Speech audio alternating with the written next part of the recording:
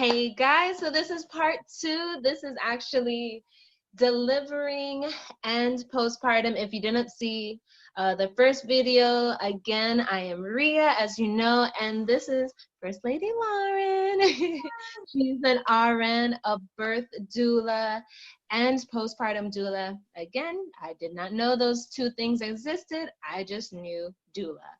I'm gonna let you just explain one more time, what is a doula? What is the difference between birth and postpartum doula, just in case they didn't catch it? So, doula is someone who basically mothers the mother, and a birth doula is someone who is there, who will be with the mom, helping them physically, emotionally, and just giving them instructions throughout the whole pregnancy and laboring process. And then a postpartum doula is someone who will come to your house and just help you with anything really that you need help with after the baby. So, dishes, laundry, none of it is off limits. Things that I wish I knew, because I was away from family. Even new to my state. And of course, my mom did come up for a month, and my husband's parents, they came up and helped, but then I was alone. Yeah. So, so why would you, you already explained the definition, so to me, I already know why I want a doula, but why would you recommend a doula to someone? I would recommend a doula just because, one, pregnancy brain. Yeah. I mean, you know what you want, you know what your birth wants to look like, but then it's sometimes hard to explain that to, one, your spouse or significant other or other support person that may be in the room, to kind of help them to get it, because they're men and sometimes they just don't, it's not clicking. Yeah. So they help, whoever your partner is, to better support you as well. And in that moment of birth and pregnancy brain and all the hormones going on, you're not trying to think about all the things that you wanted. So when Yeah. they ask you a question, you're just like, okay, whatever, like, just do it. Yeah. Whatever's going to get this baby here, do it. Yeah. C-section, do it. Like, I don't care. Like, I'm done. That was me. So, so doula is somebody who can, like, pause you in that moment and be like, okay, is this really what you're wanting in this moment? Because we talked about that you really wanted to have a natural birth. So where's your pain level at right now? Like, can you go another contraction, or are you really just done? So Yeah. just to kind of like reevaluate you, to be like, okay, no, I can really go a little bit longer, or no, I'm done for real. Like, take Yeah. this baby. So Yeah, and I know when I was pregnant, I was really praying against malpractice, because I know a lot of times that can happen as well. Or sometimes they just force the C-section on you, or they force the epidural on you. I know a few women back home where I'm from, the Virgin Islands, they have said several times they have forced C-section on me, even when I've wanted to deliver. I just couldn't. They wouldn't, they were like, no, you're going to have a C-section. And after having one C-section, they were forced their second child to do another C-section. And I recently learned, with my first child, that you can actually deliver vaginally after having a C-section. All depends on how you were cut. yeah. So that was really disheartening to, some women really being put in those positions where they're not heard. And I think a doula really does help, especially for women that are probably single, don't have their moms around, or sometimes, like my mom, she couldn't make it to the hospital. So, sometimes you prepare for people to be there and they just can't. Um, if I don't, well, yeah, let me ask this question. What what is the cost of a doula, or how do I go about, how do I go about getting a doula? And two, does insurance cover me having a doula, or do I pay that out of pocket? Mainly you're going to pay it out of pocket. Some insurances will reimburse you. Okay. You have to call your insurance and see if they will reimburse you for having a doula. Okay. Okay. So that can be an option. But it's like a range. It depends on who you talk to and who you hire. So it can be from like $650-ish maybe for somebody who may be just starting out to like maybe $1,500. So it just, in some places it's a lot higher, but that's just kind of like North Carolina, Yeah. kind of the range here. And that's just like depending on what you're wanting. So Okay. they're like doing maybe tub stuff, like bringing a birthing tub and managing it and all of that, and that kind of adds to that price a little bit. So, Okay. I mean, within the 1,500 is what I'm meaning. Yeah. Extra. You just, like, what is the best way to go about looking for a doula? Just Google, or one thing I would like, especially after this, is if you could send me possibly a link to, for those in North Carolina in particular, of somewhere they can find a doula. But what would be the best way of, like, do even doctors recommend doulas? Like, could I ask my doctor for a doula? Some of them should be able to recommend who they've worked with, who they kind of are like, yes, they're a great team of doulas. Any one of them is great. Word of mouth.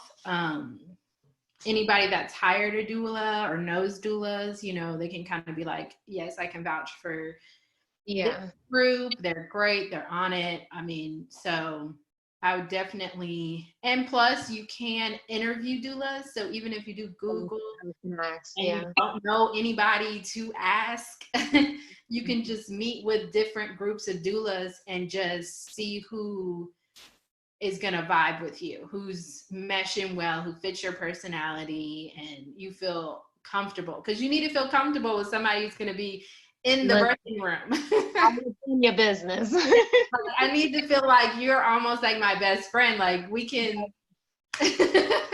like I want you in my space. Listen, I have a whole bunch of new best friends after delivering. Every nurse that saw me, they're my best friend. Yeah. Like, yeah. Yeah. Could a doula, like, I know some women do home births. I actually know a girl that she delivered by herself, by choice, just her and her husband. I wouldn't do it. I know my husband. He was actually really good in the delivery room, but I'm not about to have him deliver my baby. Could it, if I did a home birth, could it just be us and a doula, or would I need also a midwife? Like, your home birth, you would need a midwife. Doulas should not attend a birth at someone's house without a medical professional there. Okay. Because that can kind of get you at fault. Okay. That's good to know. Yeah. So now we are in the delivery room. And like we said earlier in the other video, sometimes women truly are not heard, whether it could be their skin color, whether it's just they're not being taken seriously. How can, if I don't have a doula, how can I make sure that I am being heard? One is having I would suggest having a written plan anyway. Okay. Just kind of what you are really wanting your birth to be like. Yeah. And then I would suggest making sure you communicate that to whoever is going to be your support person. So even if you're a single mom, if it's going to be your mom or whoever is going to be in the room with you, just making sure that you're very clear, like, this is what I want. If I get here, this is what I want or don't want, or anything like that, so that So that when you're in the moment and the doctor, midwife, nurse, or whoever comes in the room is asking you questions and you're just like, whatever. And that support person can speak up and be like, well, when we were talking about her plan, she did not want XYZ. So that if you do, you can speak up again and be like, no, I want it now. So, so that you're hearing it again. Because, yeah, I mean, you're in a fog when you're in labor. You're not like, it's not clear thoughts, anyways. That is good. You should, like you said, even if you don't have a doula, you definitely should have a support person. Because, like I said, with my first, I was just ready, just whatever you had to do. Especially because my doctor, she put a little fear in me. She was like, "Okay, Rhea, his heart dropped. I'm really gonna need you to push." And she brought up, she was like, "I don't want to have to suction him out." And I felt like I was just, I mean, don't tell me this stuff. Like, take me to the C-section room right now. But I felt like I was just having a hard time, and I really was. The rate how I was going, I dilated really, really quickly. Everything was happening so fast. They're like, "Oh, he's gonna be here within an hour," and it started to turn difficult, and they just wasn't sure what was going on. And come to find out, he was actually sunny side up, and they said that's what caused it to labor longer. But I lost my train of thought. What were we saying? Oh yes, I was that person because of all of this that was happening. Oh yeah. See, I need a support person because I have serious pregnancy brain. Like I would forget mid-sentence. My husband all the time because he would cut me off. I'm like, don't do that because now I don't remember why I'm mad at you for.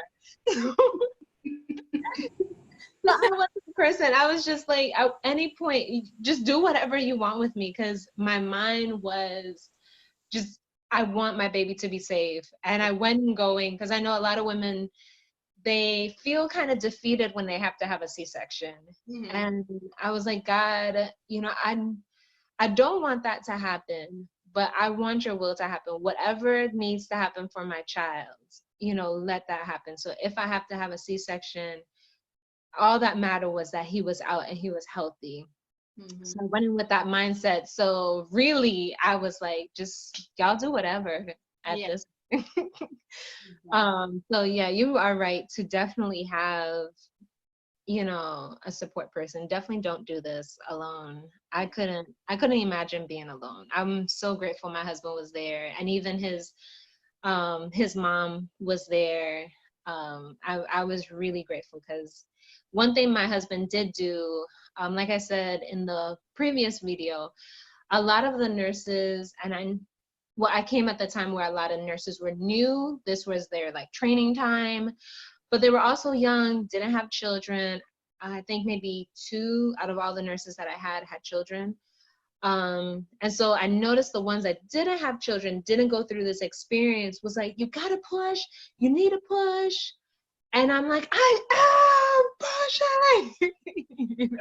I was so mad because you're telling me to do something that I am doing. You're doing it. Right. Yeah. But I noticed there was some change. I didn't know what it was. But after everything happened, my mother-in-law told me, my husband went to the nurses and was like, you need to talk to her in this way. Don't tell her to push, tell her how she needs to push. And that helped so much. They taught me this is what helped me, but they said, act like you're taking a deep breath because you're gonna go underwater. Yeah. And then push. And I was like, oh, okay. So I was grateful for that support person being my husband and knowing me, especially, and knowing how to direct that room. Now, like I said earlier, my son was sunny side up, and after having him and talking to other doctors and, people in the medical fields, that have been with delivery, they were like, if you tried a different position, that would have helped him turn. Mm-hmm. So can I do to help in my delivery? Like, what are positions that are really helpful for delivery? Really, it just all depends. Okay. I would say listen to your body, because Yeah. a lot of times you don't know why you're in a certain position.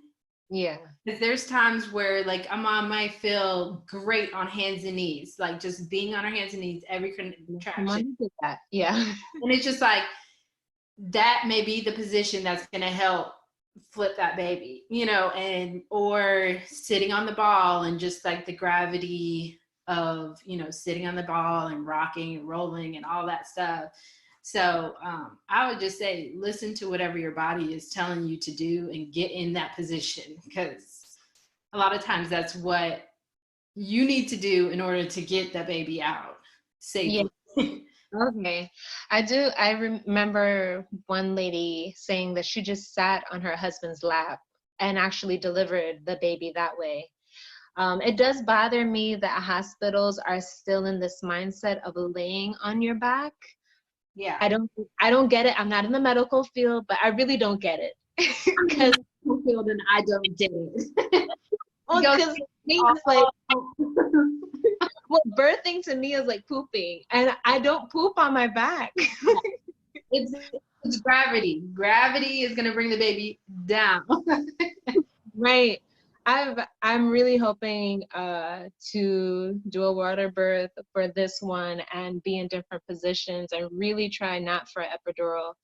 I did an epidural because it came to a point I couldn't feel my legs anymore. I had really bad hemorrhoids with my son. And at one point, I couldn't even remember how to breathe. Like the pain was just hitting me that hard. And of course, this is your first child. You know it's going to be painful, but you don't know what type of pain to expect. Yeah. So we definitely prayed about getting the epidural before. But I just want to say this for any mom that has had an epidural, if you don't want to epidural and you end up going for it, do not feel defeated. Don't feel like you did something wrong. Don't feel like you ain't gained the true motherhood belt, because you're going to gain the motherhood belt when you have that child. So just don't feel defeated at all. Or Um, C-section. or a C-section. I feel like however you have to have that baby, as long as it's out. And God knows, that's the most important thing. One thing that just kept on encouraging me is God knew the time my baby was going to be born, when he was going to be born, how many pounds he was going to be. So whatever happened that day, I knew it was God's will, and I just kept praying for that, for God's will to happen. So I do recommend that, mamas, make sure you're praying before delivery. Be praying, pray how you want it to be set up, and pray for your doctors and your nurses and all those that are going to be in the room with you. So now we have the baby here, baby's out, and it is postpartum. What do you, what's, what advice do you give to moms with postpartum?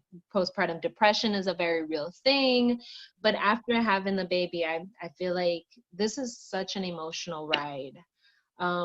What advice would you give to a mom after she's had her baby? I mean, be forgiving of yourself. I think we're a lot harder on ourselves Oh than yeah. anybody could ever be. So I would just say be forgiving of yourself mainly, and start planning for your postpartum like as soon as you find out that you're having a baby. Okay. I mean, like plan like, okay, if previously you had breastfeeding difficulties, or if it's your first baby, try to set yourself up for, if you do plan on breastfeeding, get to know or find a lactation consultant or anything, any kind of baby and mom groups. You can go to those. not even having a baby and you can watch other moms breastfeed. I mean, just to kind of give you an idea of what it looks like. How does a baby latch? What's a good latch? What's not a good latch? I mean, just to kind of like educate yourself, I guess, kind of quicker than trying to read a whole bunch of books. Yeah. So I still don't understand the pamphlets that I read. Yeah. I still don't know. I just know that he was drinking. I wasn't having nipple soreness. I'm like, all right, we're good. And the lactation consultant said that he was good. So yeah, the pamphlets didn't help compare. But I'm also a very visual person. I feel like there's some people that can read and be like, okay, I got it. Me, I need to see example. So I didn't know that. I didn't know that I can go to groups even. You're just teaching me so much. Well, I'm glad. I'm glad I could help somebody. Like, you're helping me. I did in the stories preparing for this, I asked some moms a few questions. A few of them did say that they didn't feel heard. A few of them did say that they did have a doula. And then I also asked, if they had any questions. And one person did ask, like, what are some things that I can eat after delivery? She said that the hospital food was just crazy nasty. And then there weren't really much things around to get to eat. I didn't really know that you shouldn't be eating certain things after. So I don't know if that is a thing. After, you can eat pretty much anything. Okay, good, because I was eating Taco Bell. Yeah. I mean, not unless you had like a C-section. Okay. If you had a C-section, then they're going to restrict your diet and be maybe clear liquids and then kind of like move you up from there. Okay. But if it's a natural delivery, then any food is game. And I mean, I would recommend bringing snacks. I know at hospitals don't really let you eat during labor, but at a birthing center, you can eat the whole time you're in labor. So Really? yes, it was a blessing. I did not.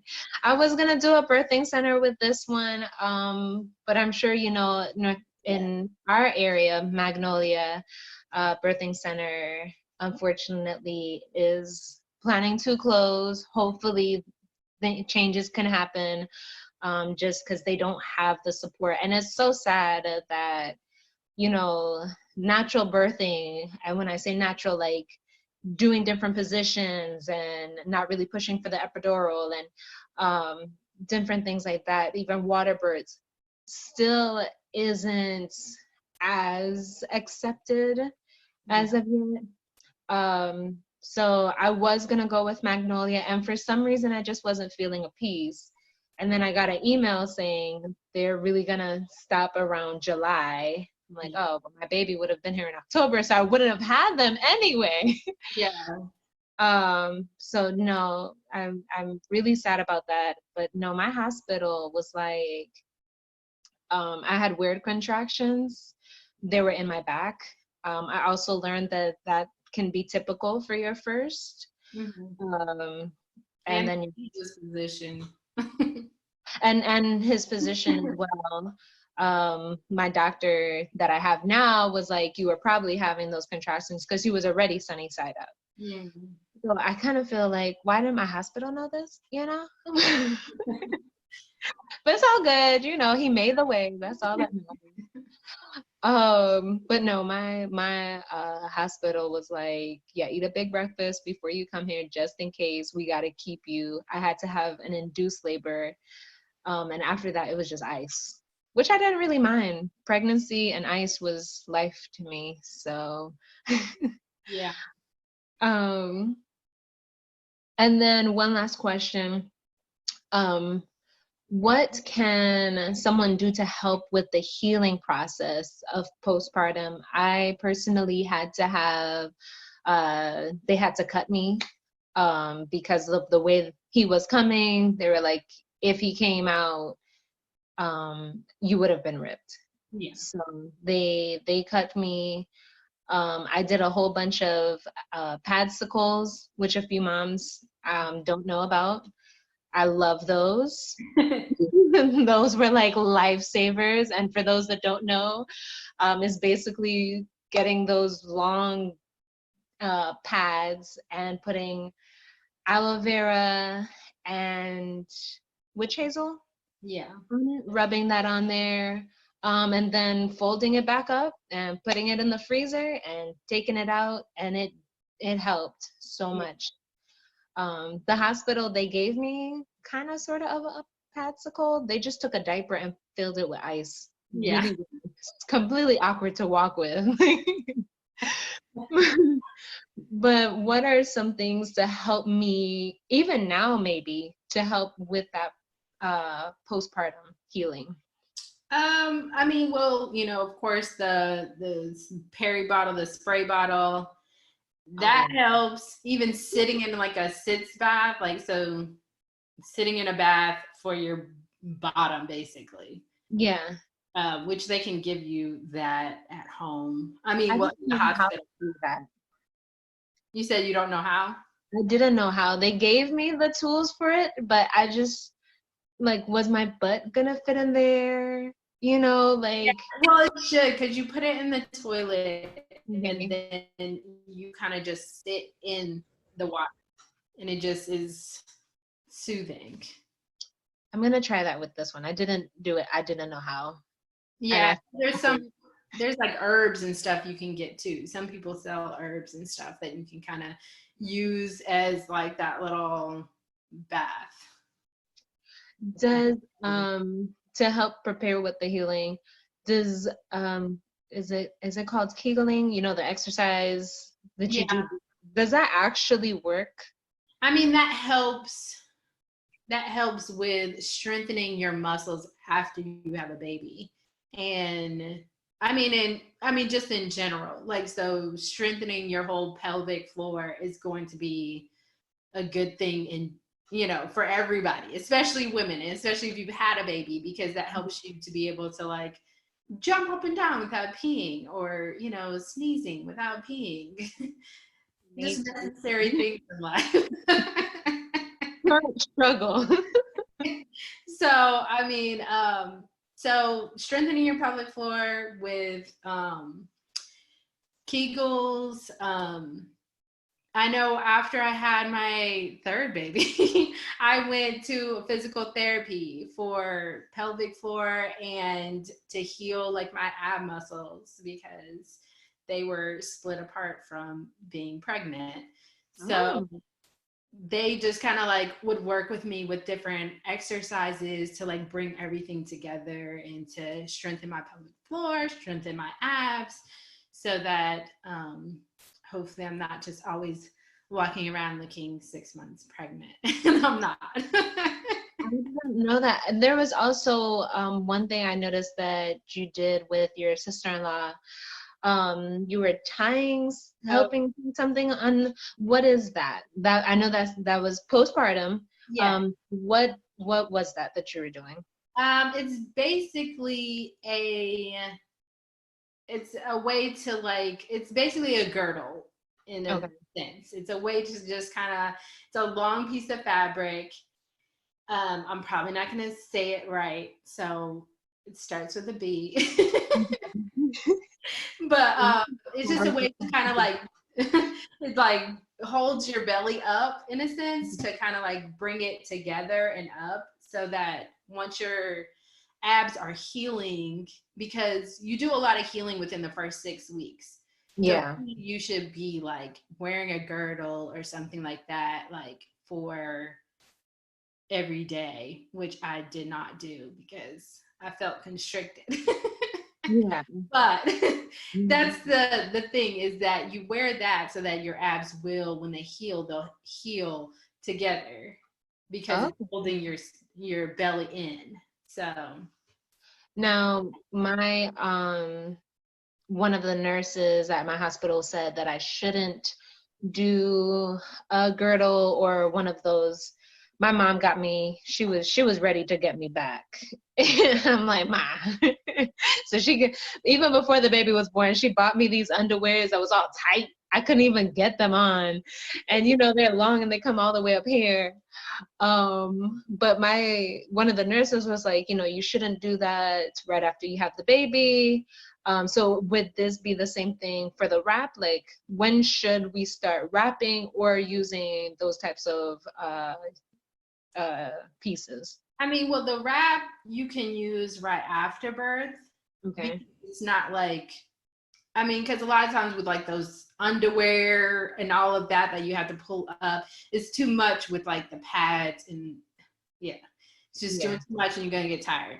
But but with the wrap, it's supposed to just be on you, and so you should be able to pull down, go to the bathroom, change whatever you need to change, and it should not be in the way of all of that. So. And can you do that wrap if you have a C-section? Or do you want to heal a little bit longer before? Yeah. Okay. Because C-sections are a little bit difficult because it's a lot more painful. So. Yeah, I've known women to not really be able to walk right after. I've seen some women walk like the next week. So I know everybody heals different. Every delivery, every postpartum is different, and every child is different. And I tell people all the time when they have a C-section, it is major abdominal surgery. Yeah. So you have to give grace for that. Like, don't be mad that you're not walking a mile or two or whatever. If you're walking a few steps, you're doing great. You just had major surgery. That's so good to remind women. I didn't have a C-section. I did it vaginally. But when I tell you I cried, because, motherhood really hit me. Like, I couldn't just do laundry like I used to. Everything was moving so slow. The first time I tried to poop, I tore the towel rack off the wall. It was just so painful. And the Holy Spirit really had to get on me and remind me, like, Ria, every day your body is healing. Every day it is strengthening. Every day. So give yourself time. It took almost 10 months. Yeah. And I like to say 10 months because they cut us off a month and say we deliver at 9, but we really deliver 40 weeks, 10 months. But it took close to 10 months for this baby to be formed in you. And it's going to take time for you to feel, the way you felt before. And I don't think you truly even feel the way you felt before children. But I remember my sister even saying after that belly goes down, it still can take up to a year for you to kind of just feel back to normal in a sense. I just want to end off in this. How can I know if I'm experiencing postpartum depression, and what should I do for it? I would say that baby blues usually last about 6 weeks. So within the first 6 weeks after having a baby, if you are crying just because, no reason for any sadness or anything, you could just be sitting there and just bust out in tears, or someone asks you, what do you want to eat? And you just start crying. That's hormonal within the first 6 weeks. But past that, if you're still doing that, then definitely bring it up to your provider. Let them know, like, I'm just sitting in my house crying for no reason. And I need help, or I have these random thoughts, or I'm always cleaning everything. Because postpartum can look different. Like, you can feel like, okay, well, I want to protect my baby from any type of germ, and you're cleaning everything like crazy, and I didn't know that. Yeah. So it doesn't necessarily just have to be, I feel sad. Okay. Like, you can have like these real fears, like somebody's gonna hurt my baby, or I might hurt my baby, or anything like that. If it is like kind of building up, then I would definitely bring it up to the provider and let them know how you're feeling so they can get you the right help that you need, whether it's medication, whether it's therapy or whatever. And don't be ashamed of it, because it's really just a hormonal imbalance after you just had this major like hormonal dump on you after having a baby. So Yeah. I was really grateful for my son's godmom. Um, she is an RN, I believe, or is there a higher ranking than an RN? Is there another ranking up, or is it just RN? Did you freeze? Lauren, are you there? Oh no, I think I lost you. Okay, there we go. That was so funny. She's an RN, and but one thing she helped me feel, because she actually came up once my son was born, and I didn't know at the time that I was going through postpartum depression, and she described it the exact same way. She said mommy blues, and I don't think she knew if I was going through it. She just brought it up randomly, and she just said, do not feel bad if you feel like you're experiencing mommy blues. She explained what it was, and she was like, it took so many hormones to build this baby, and your body is not a light switch. It's gonna take time for all of those hormones to kind of come back in place. So she really helped me feel, I guess, normal, like it is okay that I had this anxiety that I can't do this alone. So I thank you for that. And I thank you for your time and your education, and just being you. I hope that a lot of moms were blessed by this and feel educated. I know that I learned a lot that I didn't know.